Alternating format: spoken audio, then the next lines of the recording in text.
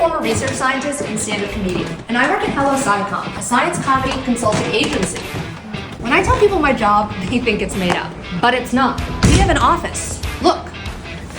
Beanbag. We even have a water cooler. Hey, great water cooler joke, man. And relevant books.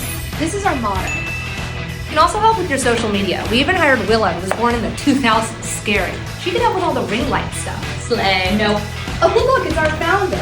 Sarah, you believe that science communication involves a lot of listening, right? Yeah, exactly. Totally. So if this agency were fake, would I have all these real-life coworkers? Look, it's my best work bud, Andrew. Hey, Andrew, how was your weekend? It's Wednesday. Looks like I've got a real case of the Mondays. That doesn't make any sense. So yes, we're a real company with a real office, and I did get paid to make this video. So if you're a scientist looking to become more entertaining, feel free to drop us a DM. That's Gen Z's slang for Dame Demo.